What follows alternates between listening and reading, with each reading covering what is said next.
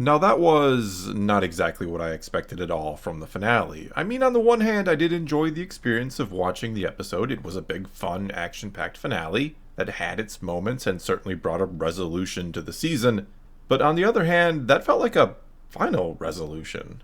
And I was honestly expecting something pretty major to happen. Maybe not as major as Din dying or some huge betrayal like myself and others have been talking about. But I was expecting something big to happen that would either set up the next season of this show or some bigger reveal for the whole time period or the whole Mandoverse in general. And instead, I feel like if someone told me right now that this was the final episode of the series forever, that this is how The Mandalorian was going to end, I'd be okay and or content with that. I'd be alright with this happy, peaceful little ending we just got, which I think is almost a really strange feeling to have right now, or after a season that was, and kinda did, expand the scope and scale of the show or things in this time period, albeit in a kinda messy way. Not to mention, a couple weeks ago we were told at Star Wars Celebration that this was all leading to a big culmination movie by Dave Filoni, which kind of got me thinking something, again, big was coming, even if it was just a post-credit scene, that there'd be something really juicy and unexpected that would happen to really sink our teeth into to try to get us or keep that hype train rolling.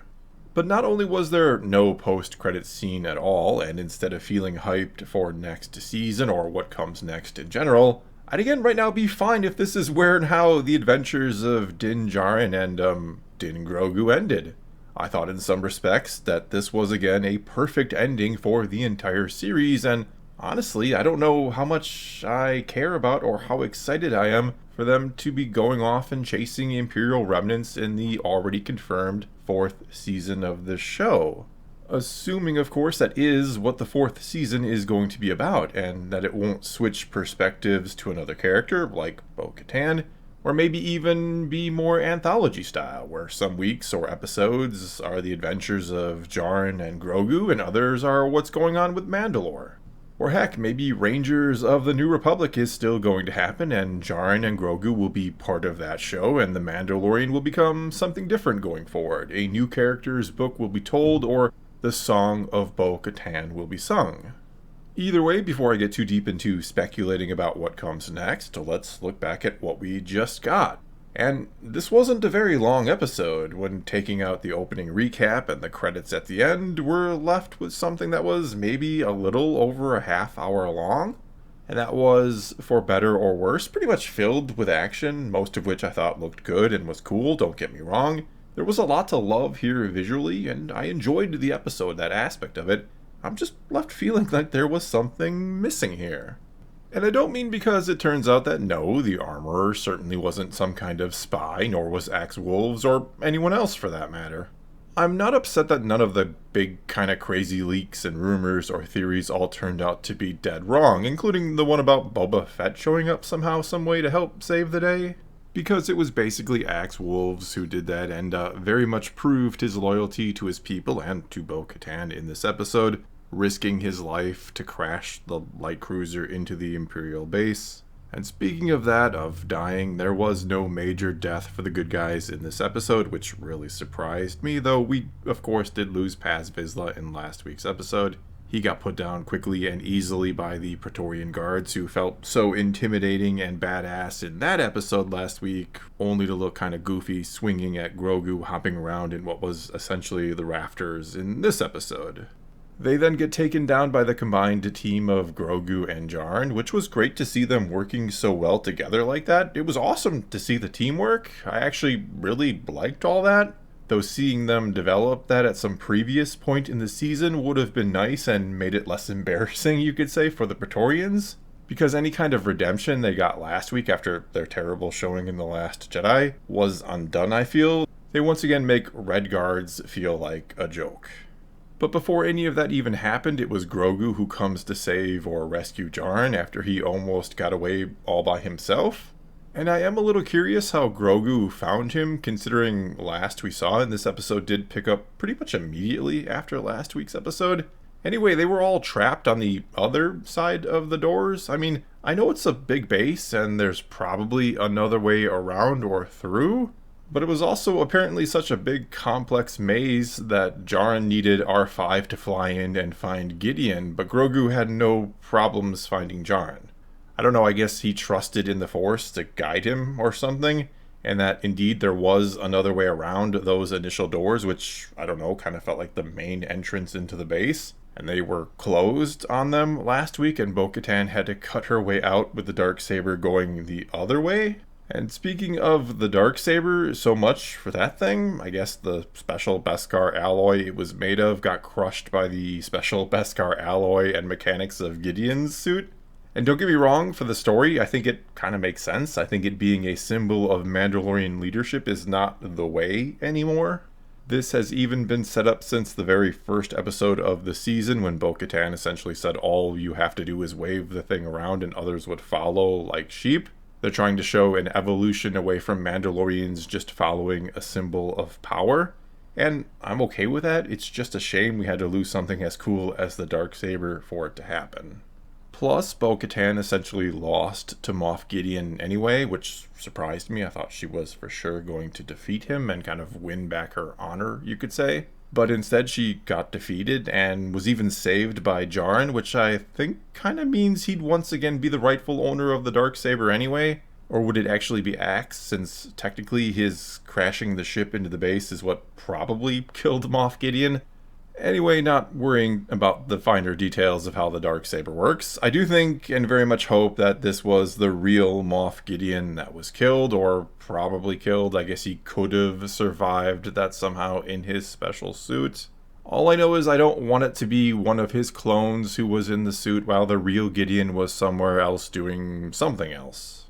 Though in a way it did feel like the real Moff Gideon was somewhere else these last two episodes, because whoever this guy was didn't exactly feel like the same character. He did feel like little more than a mustache-twirling villain in these episodes. He was reduced to a guy who made a cool suit and some clones of himself because he wanted Force-sensitive copies of himself for reasons. Clones that, I don't know, if I were one of them, would probably want to kill the original and take over for him.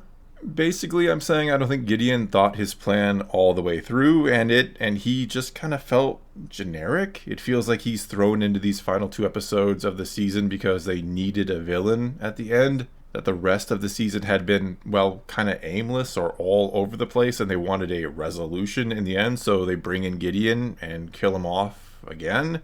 And the Mandalorians can have won their planet back from something or someone instead of just showing up on Mandalore and being like, yep, we get our planet back because it was just sitting here the whole time.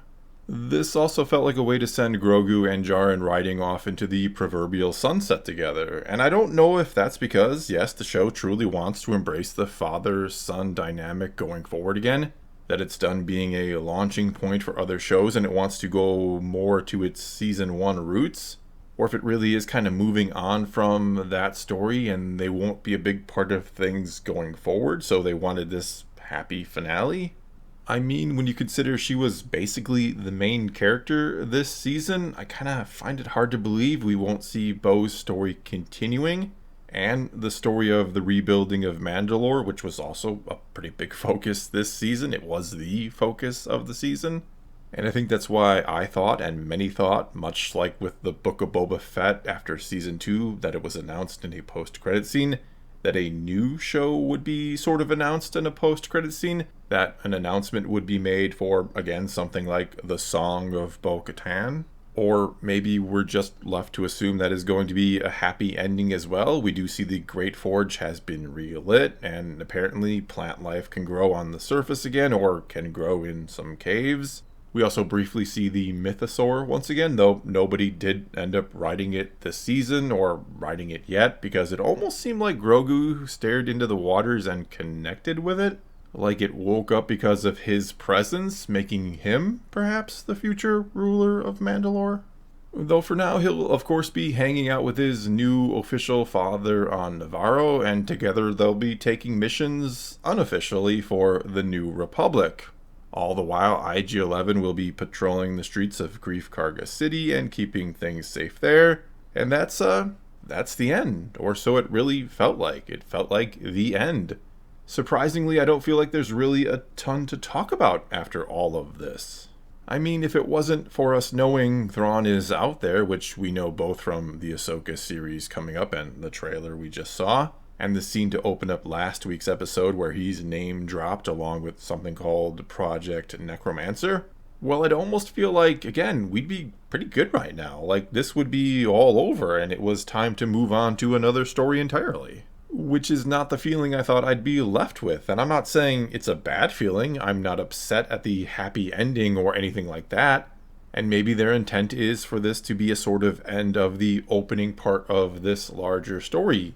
This is the end of Phase 1. We defeated the mini-boss, Moff Gideon, and now Phase 2 is about to begin, with the main boss, Thrawn, moving into the picture. And for a little while, we all, and the heroes in story, they get to celebrate victory before things ultimately get much, much worse. And so in closing, yes, I enjoyed the episode. I just feel it was a bit, maybe uninspired or tame somehow. I feel like I had my expectations subverted quite a bit, and not necessarily in a bad way that I'm all upset about like I was with a movie that once subverted my expectations, but in just a surprised way. And instead of being super excited for what comes next, I feel puzzled about what comes next and what this means for the future of the show and the whole time period. Again, will this show go back to its roots, to its mission of the week style that it started off with in Season 1? Or will it maybe be Grogu and Jaren plunged into the middle of a huge mystery with the remnants of the Empire when they start working for the New Republic? Will they discover what Thrawn and the remnants are doing and get embroiled in this larger conflict? Or could this indeed be a kind of closing chapter that leads to a somewhat different type of show next season? Something that embraces the larger scale that this season was certainly building towards? Could this more or less be taken over by Bo-Katan and that story? Or could it be anthology style next season? I guess we'll just have to wait and see.